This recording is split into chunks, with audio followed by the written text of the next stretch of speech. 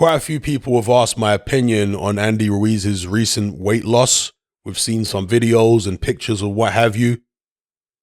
Now, this is assuming there is any weight loss because Andy Ruiz has fooled us many times when it comes to losing weight, where he takes pictures from particular angles to make it look like he's a lot slimmer, and then he turns up at the weigh-in and he's actually heavier than he was for his previous fight. Now, this time around, looking at these videos, one thing I can say is that his legs are in much better shape than I've seen him before. He's obviously been doing those. God, I'm not an expert on weightlifting. I'm not sure what the machine is called, but those leg weight machines, I'm sure he's been using those. And he's definitely got a lot more definition in his thigh muscles and what have you than we've seen previously.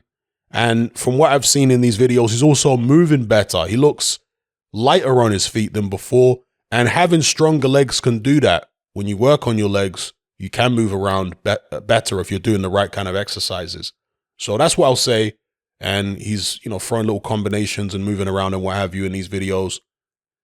He says that against Chris Arreola, he's planning to come in no higher than 255 pounds. I personally would like to see Andy Ruiz down in the 240s. I think that would be, I don't want to say ideal for him, but I think the most happy medium, because there is the possibility that if he goes too light, he might lose something. Maybe he'll lose the ability to push opponents back because there's not as much weight to lean on them. Not that he really fights that kind of fight a lot of the time, but still, there's also the fact that when you're losing weight, particularly if you're looking to lose a lot of weight like Andy Ruiz, you're going to have to cut calories most of the time. And cutting calories can leave you feeling weak, can leave you feeling not as energetic as you normally would feel. And it can take a long time for your body to adjust to the reduced intake of calories and then still produce the required amount of energy, you see? So there's a lot of questions in terms of Andy Ruiz's weight loss, depending on how much he's lost, whether he can still be strong. So we'll see in this fight against Chris Arreola. But yeah, I think that it's long overdue that he got very serious. I'm glad that he's with Eddie Reynoso because he's around champions, the likes of Ryan Garcia, Canelo Alvarez, etc. Their energy, their mindset, their work ethic has obviously rubbed off on Andy Ruiz to some extent, but I'm hoping it's going to really be very, very fruitful indeed. And hopefully we'll see the very best of Andy Ruiz due to the fact that he's in such a great team. Now, one of the things Andy Ruiz spoke about in this article here, in this interview, the one on this tab, which I'm not going to click back on, but he spoke about the fact that when he was heavier, it affected his movement. And he's not talking about foot movement. He's saying that it prevented him from throwing certain punches. You see, this is something that I've spoken about in the past. If you have a fighter who is very overweight, when they lose weight, it can actually increase their punching power. I know to some people that sounds counterintuitive. I can assure you it's reality. Because what happens is, when you're very overweight, it messes with your balance. When you're very overweight, it can prevent you from rotating your hips as well as if you're a bit lighter. You lose a bit of flexibility, you lose mobility, you lose the ability even, to some extent, to get up on the balls of your feet. Now, when you're throwing a right hand, for example, your left foot is usually flat. If you're really trying to sit down and throw a very, very heavy right hand, a straight right hand, your left foot will be flat.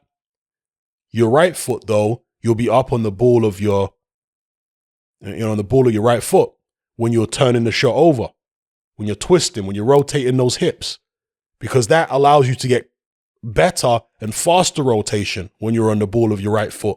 Just try it yourself rather than keeping your right foot flat when you throw a right hand. Get up on, raise your heel off the floor slightly so you're on your ball of your right foot, and then you can twist into the shot better. Now, when you're heavier, particularly in a longer fight. The ability to do that becomes compromised, right? Because it gets tiring constantly having to get up on the ball of your foot all the time if you're really overweight. So you'll find that heavier fighters tend not to do that as much. But when you lose weight, and you can see Andy Ruiz in this particular video, you can see him up on the balls of his feet more. You can see the articulation in his hips seems to be better, getting better rotation on the shots. You see, and this can all lead to increased punching power, not reduced punching power. Of course, there are times when losing weight can lead to you losing power. Yeah, if you're drained, if you're, maybe losing a lot of muscle rather than losing a lot of body fat. It all depends on what the muscle is, whether it's artificially inflated, pumped up bodybuilder, protein shake type muscle, or whether it's actually natural muscle. A good example would be Chris Bird, very late on in his career. I know he did a lot of weights to get up to heavyweight in the first place, but his body did adjust to that size, and he was a heavyweight for many, many years, Chris Bird. But in the back end of his career, he dropped down to, I think, light heavyweight, and he just had nothing in him. I mean, he was absolutely dead at that weight. I think he said he was eating one meal a day, and his body was so weak. He had no punch resistance at all from what I can remember when he was a light heavyweight, when he dropped down at the back end of his career. No punch resistance at all. I mean, this is a guy who took very, very heavy shots off the Klitschko brothers, off Ike Ibuchi. And even though he did get stopped, he took some very good shots before he ended up getting stopped. He had a fairly solid chin at heavyweight, I would say, Chris Bird. But at light heavyweight, he just had nothing. And of course, some of that would be down to the punishment they took at heavyweight over the years, but also the weight. I mean, you could just tell by the way Chris Bird was moving around. There was nothing there. There was no punch resistance. There was no punching power. There was nothing. So yes, sometimes if you lose the weight the wrong way, or too much weight, or the wrong kind of weight, then it can result in less punching power, less strength, less punch resistance. But if you're a guy who's very overweight, carrying a lot of excess body fat, and then you lose it the right way, you can actually increase your punching power. Just by virtue of the fact you're going to get better rotation in the shots, get up on the balls of your feet a bit more when throwing shots. I'm not saying you're supposed to be up on the balls of your feet all the time. In fact, you certainly shouldn't be. Okay? But when it comes to throwing power shots, getting rotation into your punches, you certainly want to get up on the ball of the right foot to throw a right hand, and the reverse is true. When you're throwing a left hand, get up on the ball of that left foot. You don't necessarily have to have your ankle 3 inches off the canvas. That's not the case. Or 6 inches off the canvas, should I say. But it should be a little bit off the canvas, right? Anyway, let me know what you guys think in the comments below about Andy Ruiz saying he's going to be no higher than 255 for Chris Arreola. Do you believe him? And what do you think the ideal weight is for Andy Ruiz? What are you expecting from him in this fight against Chris Arreola? Are you expecting an early knockout? You expected him to look better than ever? Maybe you're going to expect him to look rusty.